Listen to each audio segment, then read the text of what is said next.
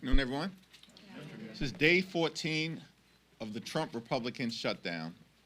House Democrats and Senate Democrats remain committed to finding a bipartisan path forward to reopen the government, enact a spending agreement that actually meets the needs of the American people and addresses the Republican health care crisis. The American people know that Republicans have shut the government down because of their unwillingness to provide health care to everyday Americans, working class Americans, and middle class Americans.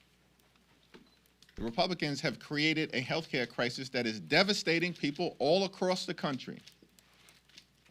Working class America, rural America, urban America, small town America, the heartland of America, and black and brown communities all throughout America.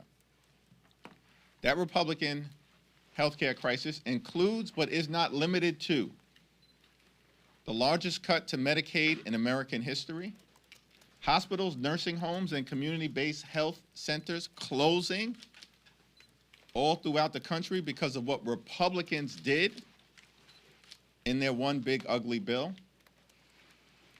The country faces a possible $536 billion cut to Medicare if Congress doesn't act by the end of this year. The Republicans continue to refuse to extend the Affordable Care Act tax credits, which is going to result in tens of millions of Americans experiencing dramatically increased premiums, copays, and deductibles. All across the country, including, most significantly, in states that Donald Trump won, and Republicans could care less. House Republicans canceled votes 2 weeks ago, canceled votes last week, canceled votes this week. House Republicans are on vacation, House Democrats are on duty here in Washington, D.C., ready to reopen the government, ready to support our troops and hardworking federal civil servants, and ready to address the Republican health care crisis that is crushing people all across the country in an environment where the cost of living is already too high because of failed Republican policies like the Trump tariffs. Questions? Leader Jeffries. Honor? The government shutdown's going to get worse each and every single day for so many Americans, and we've already seen the standoff persist for some time. Republicans have rejected the Democratic CR that includes all of your demands there. So why not come up with a new approach, put a new offer on the table to try to jumpstart something rather than dig into your position? We're open to sitting down anytime, any place with anyone in terms of our Republican colleagues, either here at the Capitol, But why not put a new offer on the either table? here at the Capitol or back in the Oval Office, to have a conversation about finding a bipartisan path forward. But there has to be a willingness amongst Republicans to actually have a conversation. And since the White House meeting over 2 weeks ago, Republicans have gone radio silent. Donald Trump has spent more time on the golf course than talking to Democrats on Capitol Hill. Republicans have been on vacation since September 19th in the House. And in the Senate, the Republican strategy is to do the same exact thing, bring the same failed partisan Republican spending bill to the floor over and over and over again, knowing it's going to go down. Because Democrats have been very clear. We're not going to support a partisan Republican spending bill that continues to gut the health care of the American people. We are open about having a good faith discussion with our Republican colleagues to hear their ideas about reopening the government while at the same time decisively addressing the Republican health care crisis. Leader Jeffries. Leader Thank you. Jeffries. Thank you. Thank you. In terms of the military, it looks like OMB is finding money and appropriating it to pay the military. Do you agree with that strategy? Are you on board with that? And are you interested in ultimately one bill on the House floor to pay the military? I agree with making sure that our men and women in uniform, our active duty troops, are paid. We also need to make sure that we take care of all of our hardworking federal civil servants, which is why Republicans should be back here in Washington working with us to reopen the government, as opposed to continuing the Trump Republican shutdown. Leader Jeffries. Leader Jeffries. Good afternoon, thank you. Republicans have run on repealing and replacing Obamacare since 2010. But you're arguing for these subsidies to help subsidize Obamacare here. Isn't that an indictment that there's a problem with it, the fact that it needs to be propped up in some form? No, the overwhelming majority of the American people, including in Republican-run states, support an extension of the Affordable Care Act tax credits because they know that the Affordable Care Act has been an important part of ensuring that everyday Americans can afford to go see a doctor when they're sick, when their children are sick, and when their families are sick. And from our standpoint, it's strange that Republicans want to make this a partisan fight. This is not a partisan fight as far as Democrats are concerned. This is about the American people and ensuring that the American people can afford high-quality health care when they need it, including in red states.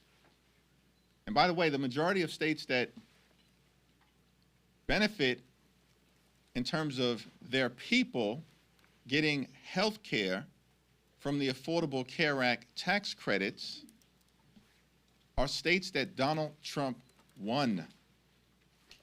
West Virginia, number 1. Wyoming, number 2. Alaska, number 3. Tennessee, number 4. Mississippi, number 5. And states 6 through 10 are also states that Donald Trump won. This is not a partisan issue for Democrats. We care about making sure the American people can afford health care. Whether you're a Democrat, an independent, or a Republican, we are fighting for hard-working American taxpayers. The Republicans do have a credibility issue when it comes to health care and the Affordable Care Act.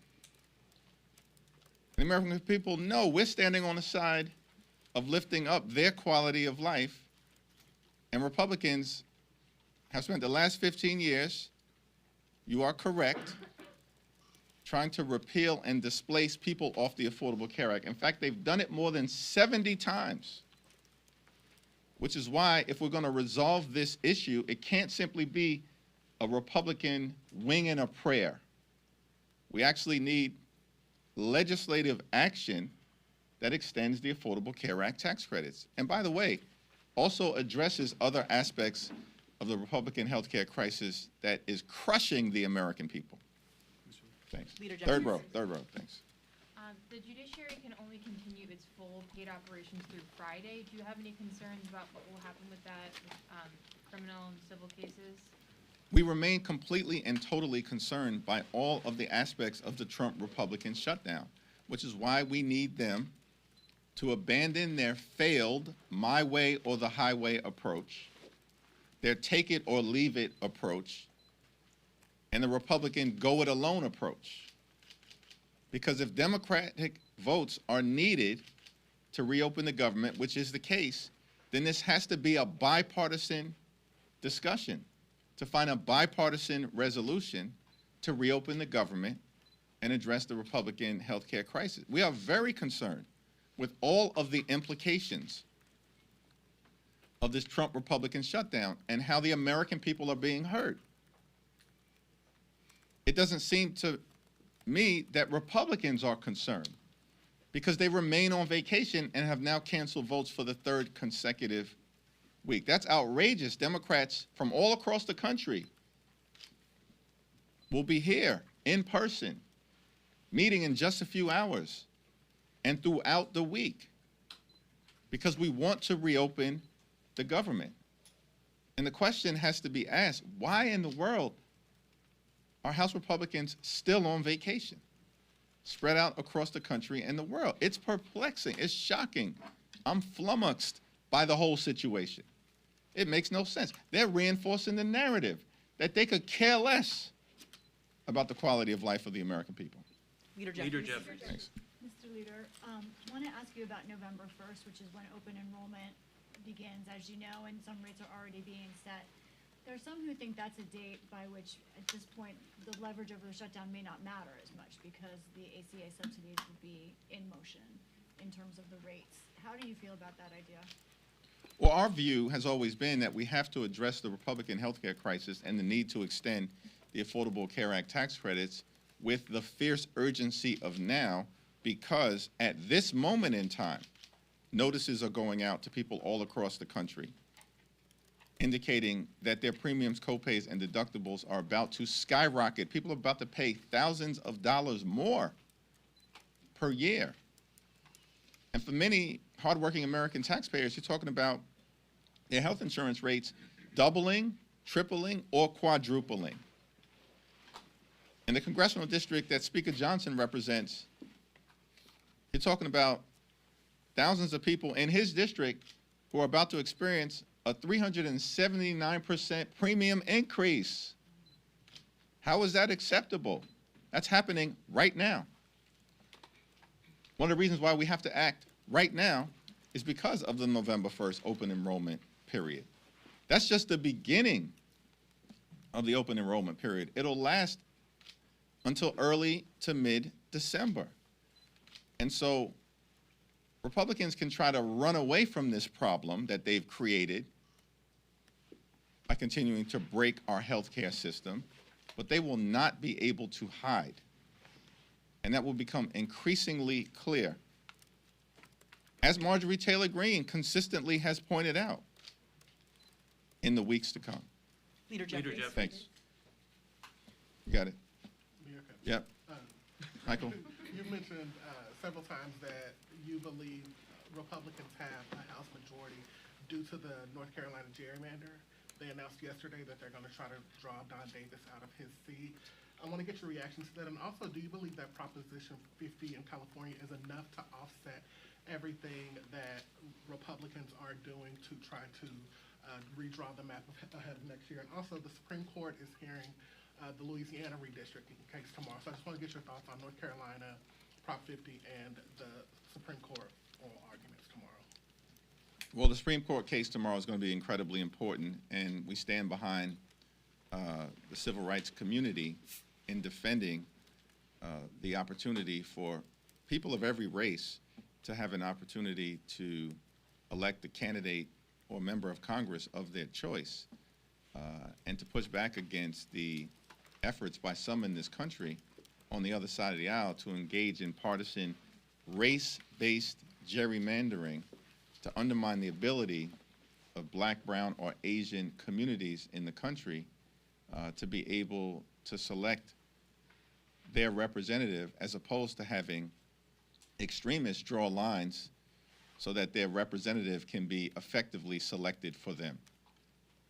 We're going to be watching closely that Supreme Court oral argument tomorrow, and I stand behind Representative Cleo Fields, whose district is the subject of the litigation.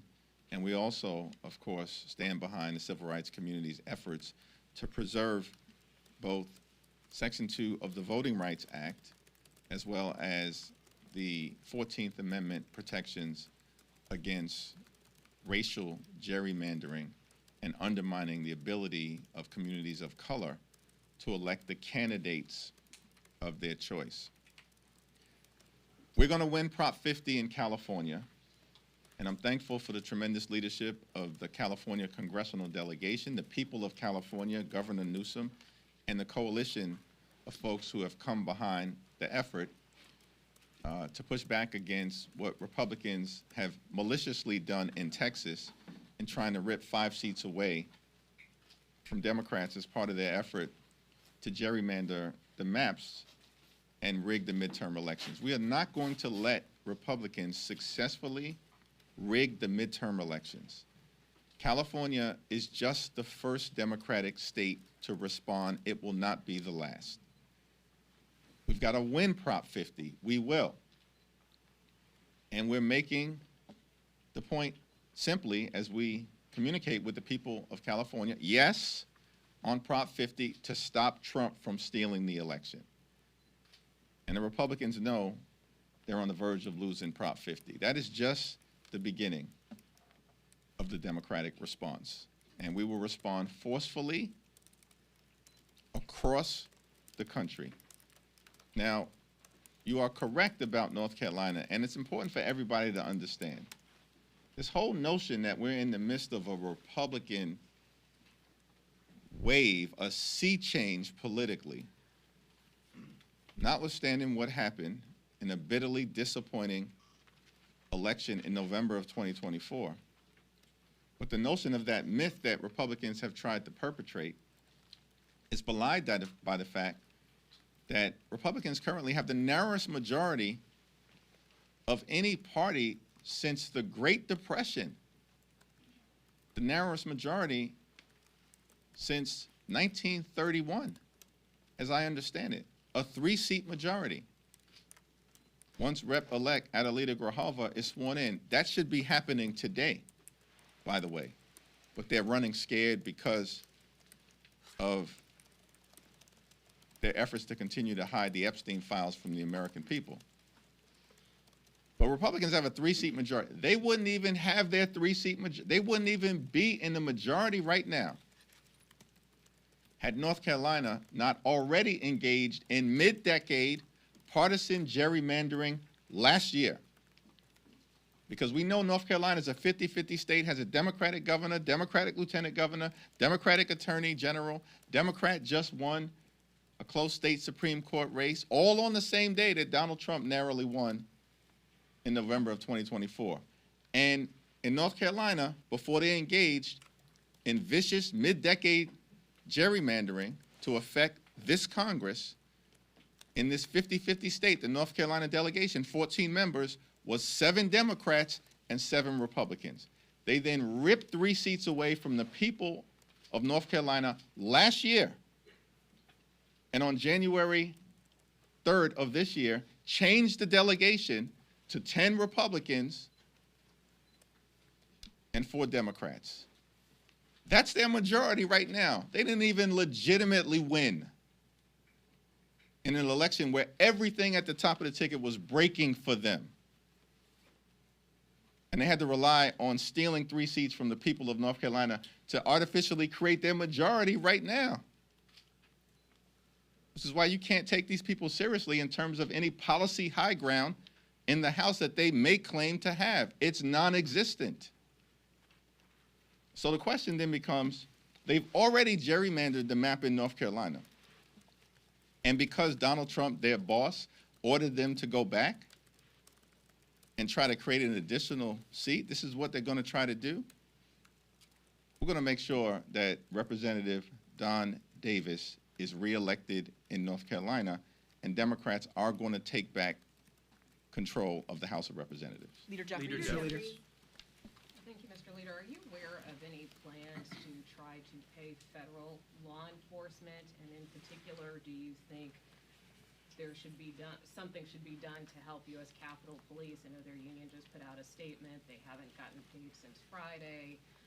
And are you concerned that could impact the safety here at the Capitol? Something should be done to stand by the U.S. Capitol Police. We're so thankful for their bravery and patriotism, service and sacrifice, and of course, should be done for law enforcement, as is the case for all federal civil servants, which is why Republicans need to get back into town and show up at the negotiating table so we can reopen the government, negotiate a bipartisan spending agreement that actually improves the lives of the American people, as opposed to what Republicans want to do, which is to get Democrats to sign off on their partisan Republican spending bill that continues to gut the health care of the American people. It's not going to happen.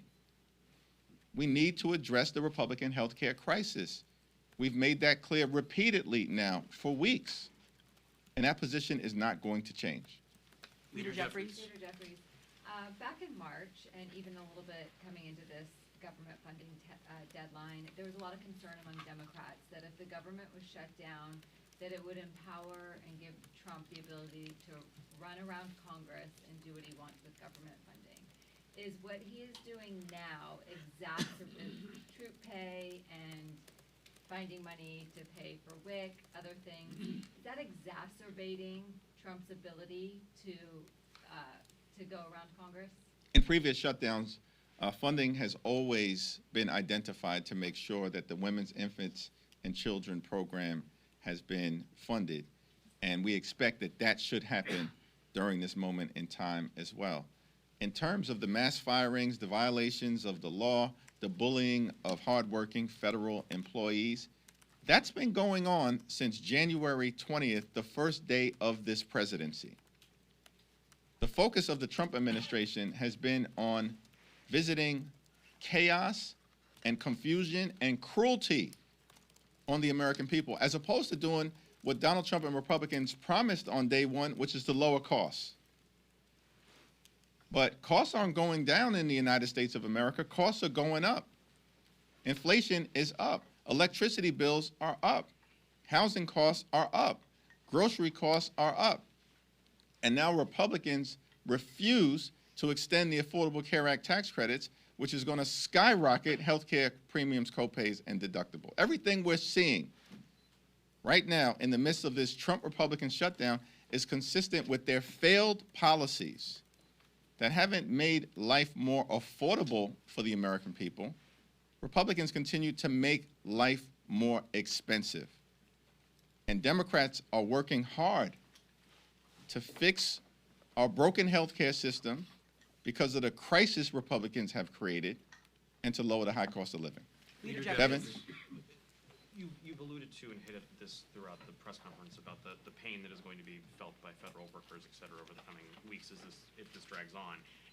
Which pain, as you're navigating the path forward here, is greater in your view? Is it the pain that is going to be felt by federal workers and people that depend on the federal government for services? Or is it the prospect of skyrocketing insurance premiums? And is there a point where the shutdown pain becomes too great that it's not tolerable anymore for Democrats to hold this position? The pain of a government shutdown is being felt by all Americans, and it's unfortunate that Donald Trump and Republicans have decided to shut the government down and then not to do a damn thing to find a bipartisan path forward. Not a thing over the last 2 weeks. I mean, Donald Trump literally has spent more time on the golf course than talking to Democrats. He spent more time creating deepfake videos than talking to Democrats. House Republicans have chosen to cancel votes now for 3 consecutive weeks. This is their behavior. These are facts. No one disputes these things. And as Democrats, Leader Schumer and Senate Democrats who courageously continue to hold the line, partnering with House Democrats, have made clear, we will sit down with anyone, anytime, any place to reopen the government and find a bipartisan path forward. But at the same time, we have to address the healthcare crisis that is breaking hardworking American taxpayers throughout the country. And the American people know it. This is not a manufactured healthcare crisis. It's real. And it's been visited upon the American people by Donald Trump and the Republican Party. Leader Jeffries. Thank you. The President and the White House have confirmed now 4,000 firings across the federal government. As Kevin noted, that's something that Democrats previously said they were concerned about. If there was a government shutdown, the President would go through with this. Is there a way that Democrats' strategy here has opened the door for the President to go about these firings? Donald Trump and his administration have been engaging in mass firings since day one of his presidency. For the Republicans, cruelty is the point. And the fact that they are celebrating, meaning the extremists, the extreme MAGA Republicans, the fact that they're celebrating firing hardworking federal employees doesn't strengthen their position with the American people. It weakens it because the American people don't accept that kind of cruel and callous behavior and know that any responsible group of people would actually be standing up to support our hardworking federal employees. and trying to actually find a bipartisan path forward to reopening the government, which is what Republicans refuse to do.